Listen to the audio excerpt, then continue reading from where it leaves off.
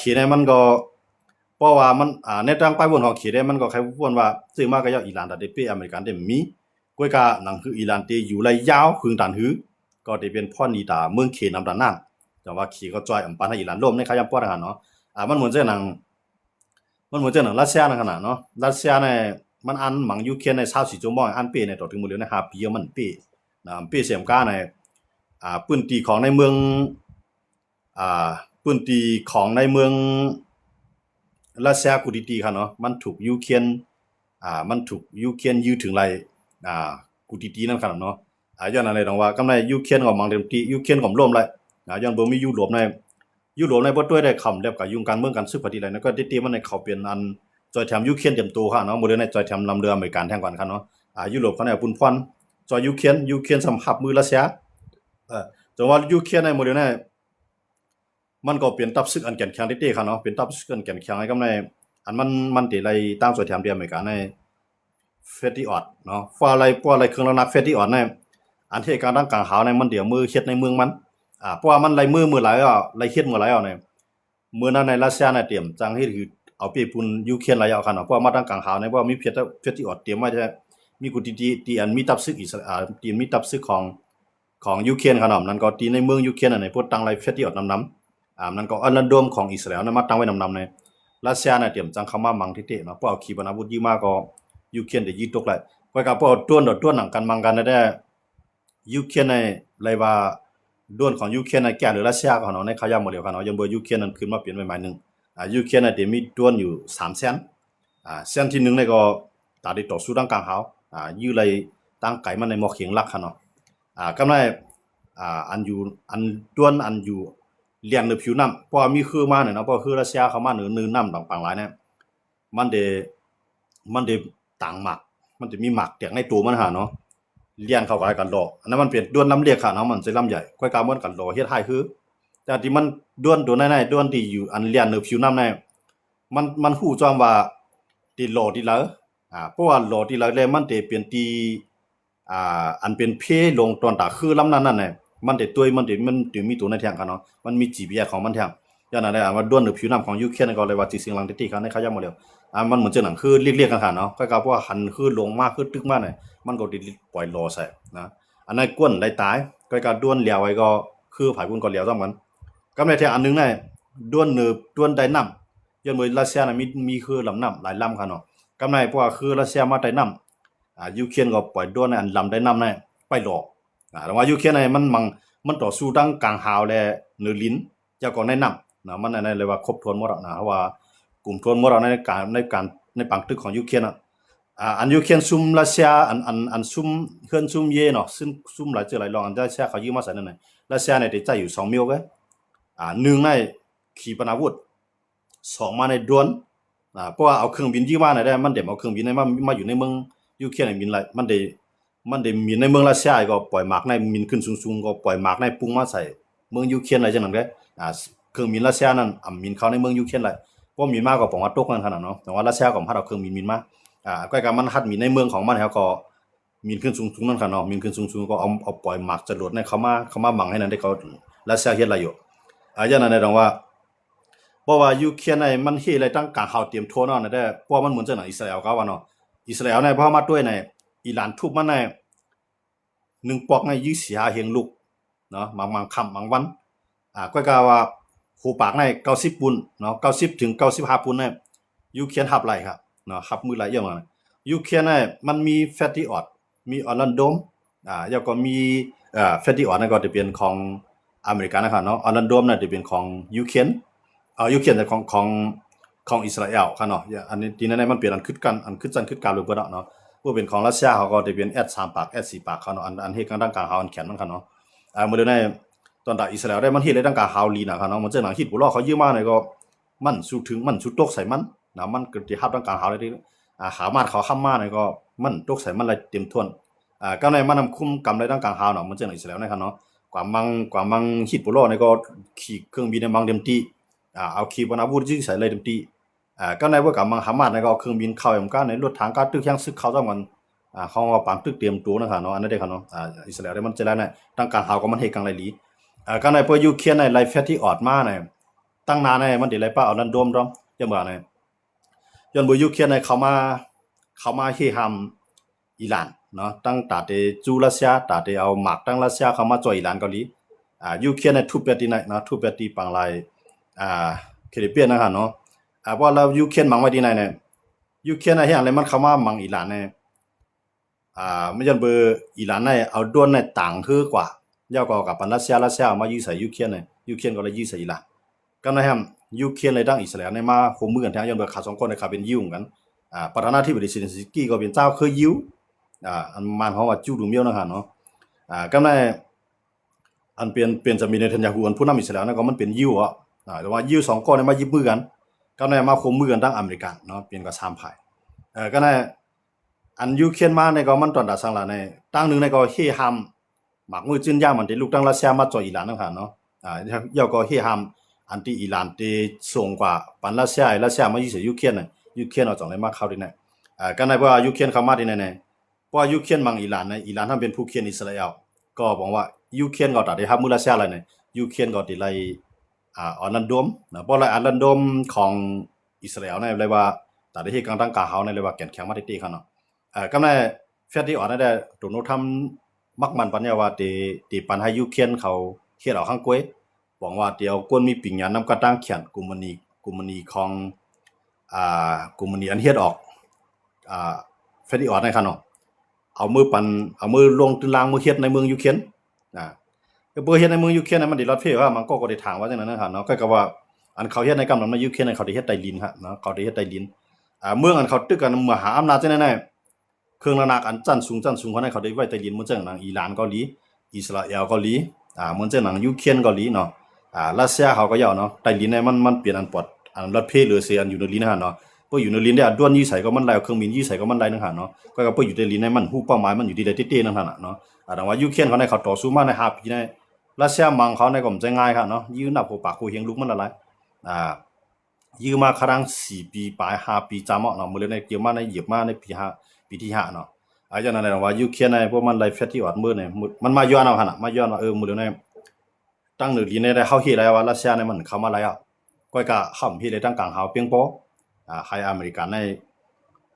มาอยู่ในเมืองเฮาเฮ็ดเอาปันเฮาปันอาขวางนั่นก็เนาะปันไปอาขวางมันเนี่ยก็ให้ยูเครนในเฮ็ดออกหลายทางกวยมันจังหนังด้วนจังได๋มันได้มีกลุ่มนี้ทั้งยุโรปเขาหลายๆเมืองนั่นค่ะเนาะเยอรมันจังได๋เขาเข้ามาเฮ็ดในเมืองยูเครนคั่นน่ะสมมุติว่ายูเครนในเฮ็ดได้นำแฮงน่ะด้วนน่ะเนาะมันหลายๆเมืองเขามาอยู่ในเมืองมันเฮ็ดเพราะว่าอยู่ต่างที่เฮ็ดเอาแต่ได้ต่อส่งมาสู่กันจังได๋ก็มันยากเนาะว่ารัสเซียก็ยื้อแบบจังนั้นเลยต้องว่ามาเฮ็ดในเมืองยูเครนในรอบเฮ็ดที่สุดย้อนนั้นว่าอเมริกันก็ปืดไฟเขียวบ่นะครับเนาะก็ว่ามันติไลในขายามเลยมันเจอซิลินสกี้นี่ก็มาย้อนว่าให้ไลไวแต่ได้รับมือรัสเซียนั้นเขาเพียงพออยากรับมืออะไรอยู่บ่ได้ในให้อเมริกันในจอยปัญหาขวางให้มือเฮ็ดอะไรในขยามจำนั่นนะครับเนาะแฟตตี้ออดนั้นมันเป็นเครื่องระนักอันยื้อไรเมียนเนาะเฮ็ดกลางร่างกายเฮาเลยเข้มดิแน่อันหลังเลยว่าในกัมพาเนี่ยมันได้มีอยู่2 เครื่องนั้นมันจะว่ามี2 อันนี่ก่อนนะว่าเนาะจริง2 อันก็อันเดมีอัลลันโดมของอิสราเอลอันนี้เขาจะรับกล้วยเขาก็ในแฟตตี้ออดอันนี้เป็นของอเมริกันเนาะแล้วก็ฝรั่งเศสเขาอังกฤษเราจะเนี่ยมีอันไหนเขาก็มีอยู่ครับเนาะอังกฤษก็ส่งเข้ามาปันที่ยูเครนอยู่ฝรั่งเศสก็ส่งมาปันยูเครนอยู่เยอรมันก็ส่งมาปันยูเครนอยู่อันนี้กลางกับหาเนี่ยมันจะมีของอิสราเอลและมีของอเมริกันก็ก็อันที่เสียงหลังเลยเพิ่นได้มันเป็นของอเมริกันในของอิสราเอลนั่นครับเนาะพวกเป็นภายทางรัสเซียเขาได้ก็มันได้เป็นพวกเป็นขีปนาวุธก็ที่เป็นไฮเปอร์โซนิกอันว่าตั้งไว้หรือเสียงพวกเป็นอันเฮ็ดกลางกลางหาก็ที่เป็น S4 ปากเอา S3 ปากแล้วก็ S4 ปากตอนนั้นรัสเซียเฮาเนาะรัสเซียในกูว่าในก็มันก็รับมือยูเครนในมันรับได้เตี้ยๆย้อนว่านะยูเครนในปล่อยกำนำหน้าเนาะปล่อยตาได้ใส่รัสเซียในมันปล่อยกำเพราะว่าตีมันได้3 ปากล่ามาต่อ1 กำเนาะตีมันก็เฮาว่าเนาะวางวันในหายเป็นหูเฮียงมันน่ะด้วนค่ะเนาะมันจะมาขีปนาวุธก็ด้วน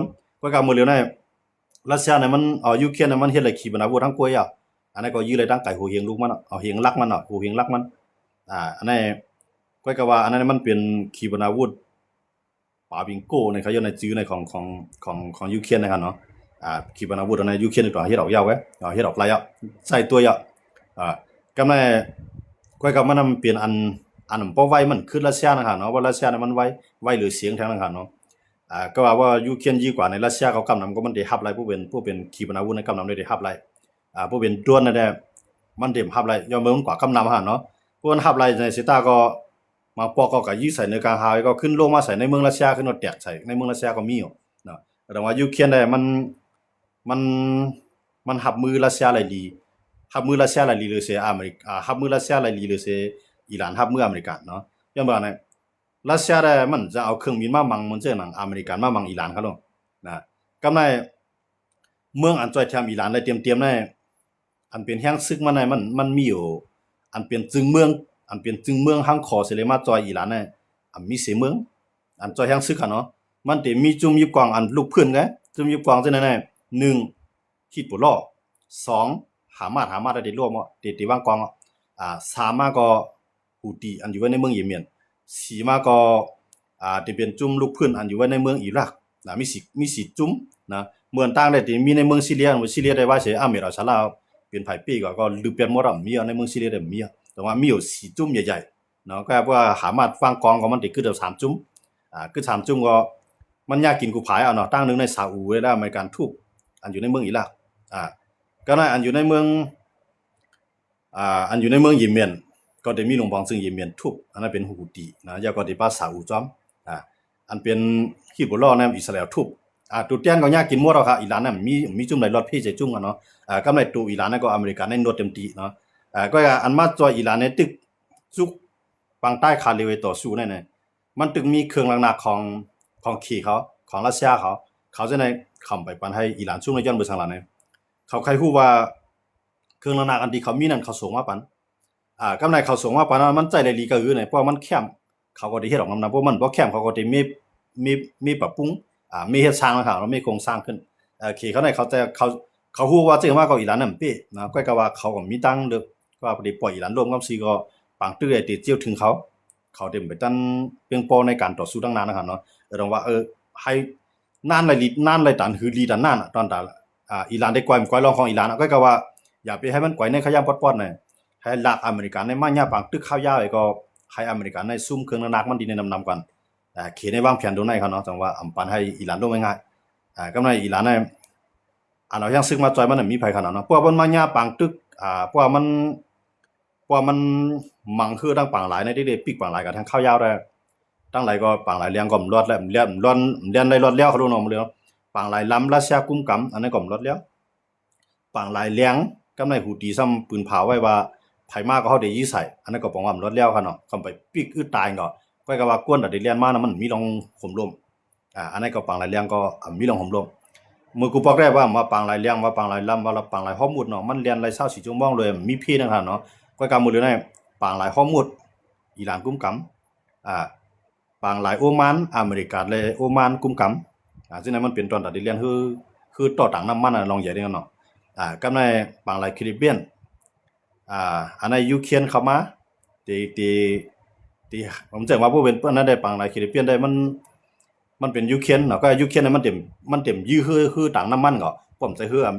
อิหร่านเขาเนาะเปิ้นคืออิหร่านในยูเครนก็ยื้อใส่เนาะอันนี้ก็เข้ามาด้วยเนี่ยปังหลายกุติอันเป็นปืนตี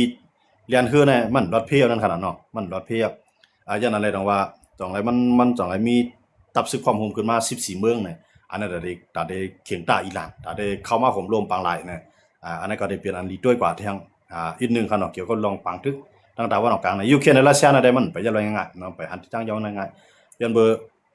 รัสเซียก็เอาด้วนอิหร่านนั้นอันมันด้วนสาเหตุเขาเนาะด้วนสาเหตุของอิหร่านนั้นเอามาเฮ็ดในเมืองรัสเซียแล้วก็เฮ็ดออกเลยนำหน้ารัสเซียก็เอามาหมังยูเครนเรียมันก็กำไรยูเครนก็เอามาเฮ็ดในเมืองมันเนาะปิงยาหลายเมืองที่เขามาลงตึ้งล่างที่ในเมืองยูเครนน่ะมันก็เฮ็ดในเมืองไหนพวกมันไล่มาแฟตตี้ออดในก่อนเพราะมันไล่แฟตตี้ออดในกลุ่มไรดังกลางหามันลีๆเอาในกำไรกวนยูเครนเนี่ยมันกว่าส่งกะสวนอย่างนั้นกะสวนขี่เครื่องบินนะครับเนาะเครื่องบินตึกนะครับเนาะกะสวนในเขาทาง30ปีครับเนาะไปจังมาใจเนาะอย่างว่าเนี่ยมันไปจังบินขึ้นไล่ว่าบินขึ้นมาปุ๊บในญาติรัสเซียเขาอยู่ร่วมกันแล้วฮะเนาะเครื่องบินของยูเครนก็ญาตินำหน้าก่อนใจนะกำไรยูเครนก็จังบังรัสเซียก็จังมายูเครนพวกเกี่ยวกับลองเครื่องบินครับเนาะจังยื้อจังขี่เครื่องบินมังกันพวกเป็นอิหร่านได้เพราะว่าอิสราเอลมังอิหร่านนี่ก็ขี่เครื่องบินในมังโฮปากมันเนาะโฮปากลำในมังเต็มที่เพราะอเมริกันมาในก็นับโฮปากลำมันในเขามามังเต็มที่อิหร่านนี่มันเฮ็ดกันกลางหาวอะไรเขาเนาะมันมีอีกครับว่าเนาะมันอิหร่านนี่มันบ่เฮ็ดทางกล้วยเขาแหละ มันไหลมาในหนึ่งในไหลมาดีของเคสองมาไหลมาดีของรัสเซียอันนี้ก็น่าก็หาวค่ะเนาะก็อิหร่านเนี่ยมันใจตั้งนำมันในต่อสู้เนาะอิหร่านในเฮียงซึกมันนำเย่าก็ปึงอิงแผ่นดินของมันนั้นมันเป็นห้วยเป็นร้อยเนาะเป็นห้วยเป็นร้อยหมักหินหมักผาเขาเอาก้นเขาในเขาอยู่ไว้ในถ้ำในทรายก็ต่อสู้เพราะว่าเขาลากเอาเครื่องขีปนาวุธเขามาเยื่อเนี่ยเขาขึ้นลากลงหูลินว่ะอันนั้นอเมริกันเนี่ยไปซิมไรเสียงนั่นน่ะเนาะโดนัลด์ทรัมป์ในเมืองตั้งในยามรัฐว่าทุบแล้วมอเราทั้งอิหร่านเนี่ยมีอะไรก็กำมั่นใจครับอิหร่านในครั้ง40 ปีปลายเนี่ยคำจะเงินมาปกป้องวันเมืองฮะนะเขาเงินในมาปกป้องเครื่องนาเขาพังไว้ใต้ดินในน้ำแห้งน่ะมันชื่อว่าพังให้ท่วมดินแม่งเขาฮะเนาะเขาเฮ็ดอุโมงค์มันจึงเฮ็ดถ้ำนะครับเนาะมันจึงทำกันเนาะอันไว้ในทำไว้ในอุโมงค์ในน้ำแห้งนั่นละเพราะว่าหลุยยื้อมาในลากออกมายื้อใส่เพราะยื้อยาวขึ้นลากให้ลงกว่าอเมริกันได้มาต้านกันเนาะอเมริกันได้ไปทุบได้เสียงจังว่าอเมริกันก็รัดว่าเฮาได้ทุบแบบเพราะว่าสุมังเฮา1ปอกเฮาก็ได้ทุบแบบโรงน้ำมันสูโรงไฟฟ้าสู1อันนั่นเป็นการที่โดนัลด์ทรัมป์ได้หลอกกันเนาะมันหลอกให้ก้างกับมันก็มังเต้ครับโดนัลด์ทรัมป์ใกล้ๆตั้งสติน่ะเมืองอิหร่านนะฮะมันเป็นเมืองคอมมิวนิสต์ตับศึกศาสนาในเกียรติคีไว้กุมกำไว้อันนั้นเขาเฮ็ดได้เต็มทีมและอันหนาว่าคนเมืองได้ตายก็คืออำเลยไม่ใจว่ากูเลือกตั้งมาเป้อันนั้นมันเป็นจุดแข็งเนาะเพราะเป็นตีแก่นแข็งของอิหร่านกำลังอิหร่านเนี่ยการต่อสู้เนี่ยตายเนี่ยมันกูพวกตายก็เฮ็ดกุศลพวกตายก็ตายแต้มทางพระราชเป็นเจ้าเขาเอารอดบ้านเขาเยาเขาทำบ่จังได๋เลยอันนั้นก็เป็นอันนึงที่เขาเป็นตีจุกมันตีแก่นแข็งของเขาเนาะอเมริกันนั้นใจจังนั้นเพราะซึกเขาตายกับก้อ2ก้อในก้นเมืองเขาในพิษใจไหนก้นเมืองเขาในสิหลายน่ะสิหลายนั้นมันสิว่าตอบเตี้ยนขึ้นในกว่ามังให้ในก้นเมืองอเมริกันนั้นว่าจังนั้นก้นเมืองอเมริกันว่าเอาซึกเขากับตายละลายมีพรดีถอยมาตับซึกน่ะป้อการต่อสู้น่ะก้นเมืองได้ห้ามได้เนาะก้นเมืองอเมริกันนั้นขยับปังตึกยันเบิ่งเปิ้นย่ำกับยื้อใส่ในเมืองเขาคั่นน่ะเนาะเขาก็ยื้อเขากำนำในเขาเดียวยังซึกเขากับมังในเมืองเปิ้นอะไรก็ในเบิ่งเขาเจี๊ยบมาหมาดมาซุ่มนำมาเนี่ยก้นเมืองเขาได้ว่าป้อละมันไรสังมาเพราะว่าก็ในประธานาธิบดีก็เฮ็ดปังตึกนั่นน่ะย่อมป้อในเลือกมันไม่มีขยามอีนะครับลูกขยาม2 ปีครึ่งเลือกตั้งเนาะ2 ปีครึ่งเลือกตั้งเพราะว่าคนเมืองส่วนใหญ่หันเดียวปังตึกแน่ประธานาธิบดีก็ซุ่มกว่าเยอะ2 ปีครึ่งเลยขนาดแต่ว่าโดนัลด์ทรัมป์มันตึกขึ้นมาในปีปลายครับลูกเนาะเพราะว่าก็ทางไรเหลือในติดถึง2 ปีครึ่งผู้เลือกตั้งมาปุ๊บไหนว่าคนเมืองบ่เหลือในพวกมาเฮาว่ามาคาดลามด้วยเสียงกลางใจเนี่ยลงจัดซิด้วยกลางใจคนเมืองเนี่ยโหปากใน60 ปูนเนาะขนาดอันนำพันดีเขาเนาะอันนำพันดีโดนัลด์ทรัมป์เฮ็ดปังตึกเนี่ย60 ปูนนำพันดีอันทันดีเนี่ยคือ40 ปูนนั่นน่ะเป็นเสียงศูนย์เอกน่ะอันทันดีในปังตึกนั่นกันนะคำว่าคนเมืองอเมริกันคำว่าอันประธานาธิบดีโดนัลด์ทรัมป์เฮ็ดอยู่เนี่ยมันเอาเงินเอากับพันเรียนแกเอาเงินเอากับเปียดแกเอากวนเอากับตายแกตาอเมริกันนั่นได้สังอิหร่านตะดีใส่เฮาก็มันมีมันดังว่าเฮากับจอยตาบ้านออกกลางเขากับจอยอิสราเอลเขาก็เนี่ยมันเป็นพ้นที่อเมริกันยังไงขนาดอเมริกันในคำวนว่าอเมริกันที่โดนัลด์ทรัมป์เฮ็ดปังตึกแน่มันมาจ่อยอิสราเอลเลยเป็นพ้นที่อิสราเอลก็มันเป็นพ้นที่อเมริกันดอกว่าที่นั่นน่ะที่ว่าโดนัลด์ทรัมป์เนี่ยที่กวาดเตรียมตัวเต็มมังเต็มตีเนี่ยเงินน่ะใจว่าก็มีกระจายไหลจังอิหร่านเขาเนาะจังอิหร่านเขาขี่เขารัสเซียเขาเนี่ยมันอยู่ดีผู้เป็นขี่ก็อยู่ดีประธานาธิบดีปูตินนั่นลงลายมือบ่ในใจมังเต็มตีสนใจว่าคนเมืองได้เป็นจังผู้เป็นสีจิ้นผิงในก็เงินในโหลจ่อยอุ้ยหลีมันดังนึงในก็จ่อยก็ไหลคนเมืองสารคัดดังไหลแล้วก็อเมริกันนั่นไหลครับเนาะอเมริกันเนี่ยหลูย้อนเงินกว่าเฮ็ดปังตึกกันได้เนี่ยสภาใต้ป่วนปืดไฟเขียวหวานสภาเหนือแมงในก็อันจะเอาเงินมาจ่ายฮะ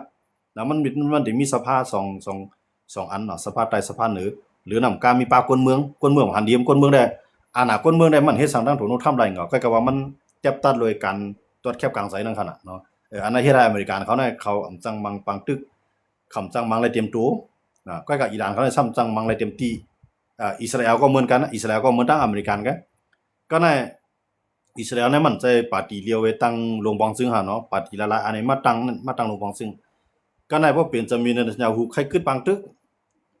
ภายอันโหแข็งนั่นซ้ำว่าพวกขึ้นปังตึกเฮาได้ถอนออกลงบองซึ่งอิสราเอลก็จังหือก็เลยมังเต็มตีก็ในเบิ่งบางเป้พวกเลือกตั้งมามันก็ซุ่มแต่ว่ามันเมื่อเขาจะได้มันเป็นเมืองดิโมคราซีเขาเนาะมันใช้ปึงเลือกตั้งเนาะปึงเลือกตั้งเนี่ยมันอยู่ดีกวนเมืองมีอำนาจแตบตัดเนาะพวกเว้นอิสราเอลได้ก็เดโม 4-5 ปีเปิ้นอเมริกันได้2 ปีครึ่งเลือกก็พวก2 ปีครึ่งเลือกพวกปีก็ได้อยู่5 ปีพวกปีก็ได้อยู่2 ปีครึ่งเมื่ออเมริกันนั้นเป็นจังได๋นั่นคั่นเนาะจังได๋ว่าอเมริกันนั้นในเฮ็ดปังตึกเตรียมตัวในมันจังเฮ็ดเตรียมโทษนั่นคั่นเนาะมันจังหนังยูเครนเขายูเครนใน มันหมังเลยเต็มตีย้อนเบอร์หาในปักเปิงลักเมืองยูเครนเขานั้นเพราะว่าเปือนมาลุกลามเฮาเนี่ยประธานาธิบดีนั่นที่ได้มีอำนาจเต็มทวนเตรียมได้มีปังเลือกตั้งในขยามปังตึกเนี่ยในยูเครนในคำปักเปิงลักเมืองสูงสุดของยูเครนมีจังได๋แต่ว่าประธานาธิบดีเซนซิกี้ในป่วนมาหลายปีแล้วนะเตๆว่าลามันคั่นเนาะอันตาเตอยู่ในจันประธานาธิบดีมันนั้นมันป่วนมา2ปีอ่ะนะอันเป็นประธานาธิบดีเซนซิกี้ของยูเครนนะครับเนาะก็กล่าวว่าปักเปิงลักเมืองของยูเครนว่าในขยามมีผู้ลุกลามนั้นเฮาตื่นเตรียมไล่เรียกผู้นำเตรียมไล่มีรองเลือกตั้งเตๆในเซนซิกี้เนี่ยมันก็หันดีว่าตาได้เลือกตั้งได้พร้อมอยู่ก็การในขยามโมเดลใ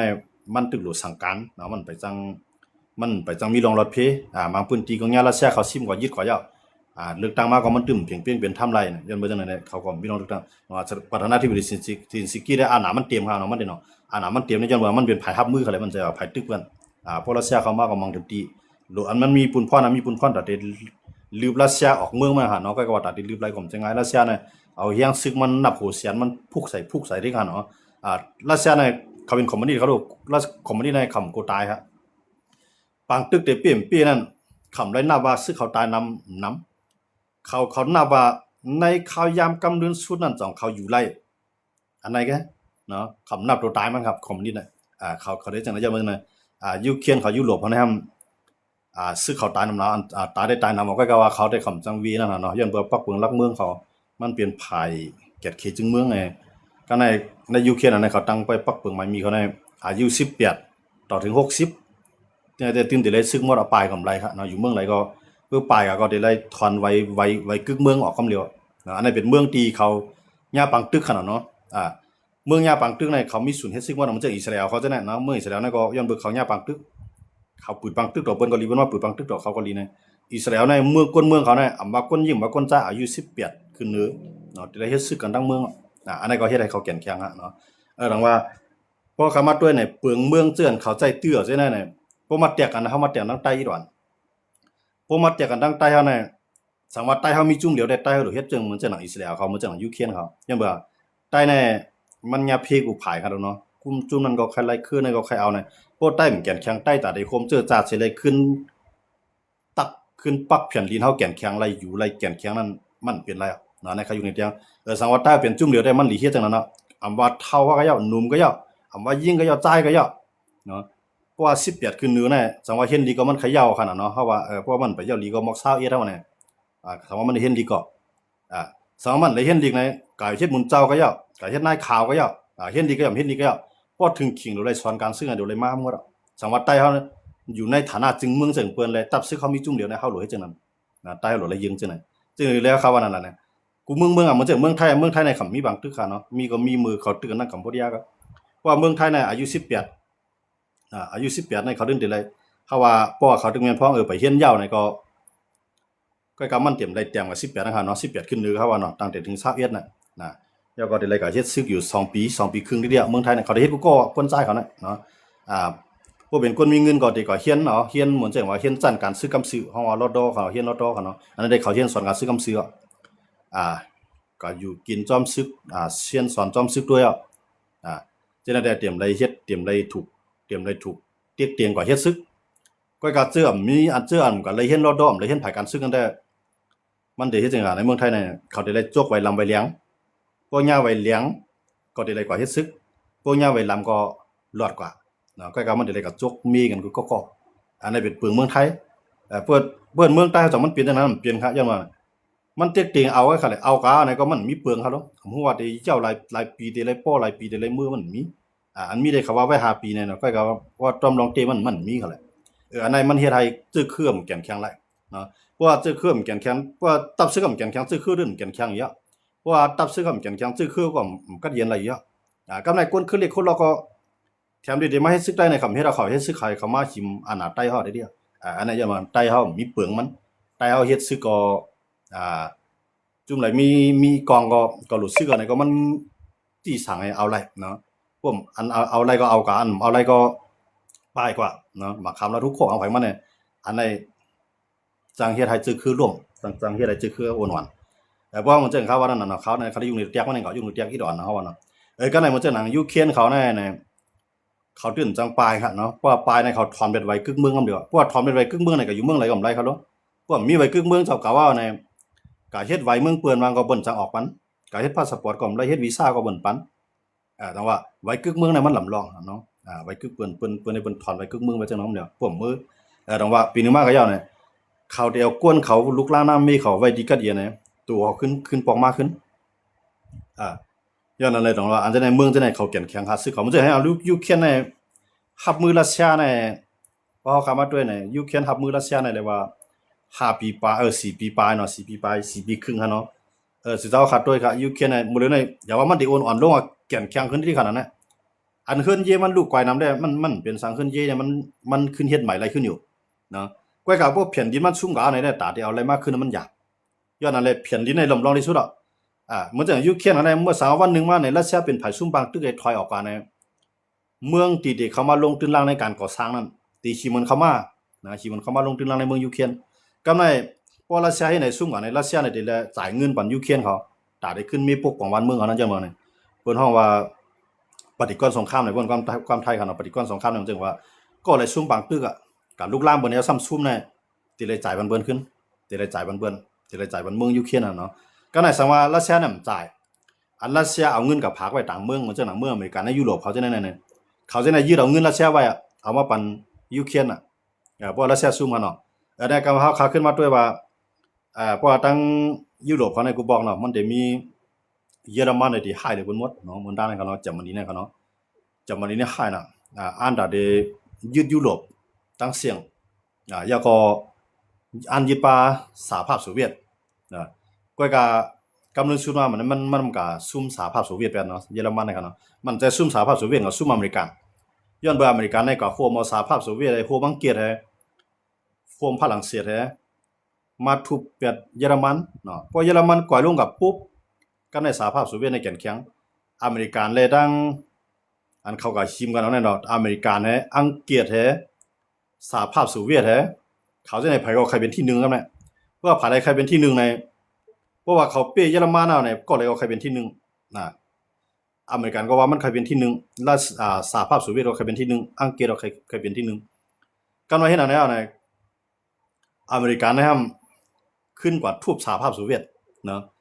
ก็ในบ่ทูบสหภาพโซเวียตในอเมริกันเมืองเร็วเว้ยเพียงพอแต่ได้ร่วมไล่สหภาพโซเวียต15เมืองนำจังไงอเมริกันก็ต้องได้ตั้ง NATO ขึ้นมาเมื่อนั้นที่จัดตั้งขึ้นมาเนี่ยมันได้มีอยู่20เมืองไงอเมริกันเนาะที่ตั้งมา20เมืองเป็น NATO รัสเซียมี15เมืองมั่งกันอันนั้นก็เมืองตั้งในอันเป็นเยอรมันเนี่ยมันก็ยึดฝรั่งเศสกันแล้วเนาะก็ยึดฝรั่งเศสยึดฝรั่งเศสยึดอะไรเมืองกันเนาะกำในตัดได้ขึ้นปวดปล่อยฝรั่งเศสในเป็นอเมริกันในวันหัวน้ำนายโฮมตั้งอังกฤษโฮมลายผายทุบเป็ดเยอรมันเนาะทุบเยอรมันกำใน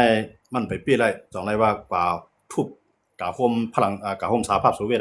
ขึ้นมาทุบเยอรมันก็ในว่าสหภาพโซเวียตได้ตั้งอย่างไรสหภาพโซเวียตมาโฮมมือจอมอเมริกันเลยเนี่ยสหภาพโซเวียตในมันยาละมันยามันยาเยอรมันในเขาซิมเขาเนาะอันดับที่เขาซิมก็ในตัดได้ขึ้นปวดปล่อยตัดได้ขึ้นลืมเลยเยอรมันเนี่ยมันหายหนาละอัตราที่เรือเนี่ยมันหายอย่างหนาละเพิ่นหายอย่างหนาละตัดได้มาเอามันลงแล้วเนี่ยมันใจตรงว่าอเมริกันเนี่ยต้องไล่โฮมมือเอาดังฝรั่งเศสโฮมมือดังสหภาพโซเวียตโฮมมือปาดังอังกฤษเนาะไล่ไผ่ทุบว่ามันเพราะทั่วซุ่มกับเยอรมันซุ่มในเพราะอะไรเยอรมันซุ่มในมันได้ย่างยอบในมันได้ขายสิรินาตาค่ะเนาะแล้วก็ได้ถูกเฮ็ดให้ทั้งนั้นมันก็หลอดจากในค่าตัวตายมันขึ้นค่ะเนาะค่าตัวตายมันอเมริกันเนี่ยปวดปล่อยไป2เมืองกันเดียวค่ะเนาะปวดปล่อยเป็นฝรั่งเศสลวดได้ผัดได้เยอรมันปวดปล่อยกำลังชุดมาปวดปล่อยเอาเกี่ยวปานในซุ้มเกี่ยวปานในหญ้ากำลืนก็เขาว่าเนาะเกี่ยวปานในหญ้ากำลืนว่าเกี่ยวปานได้กวายในก็มันจะง่ายๆเขามันทางว่าเกี่ยวปานเนี่ยมามีปัญหากับอเมริกันเนี่ย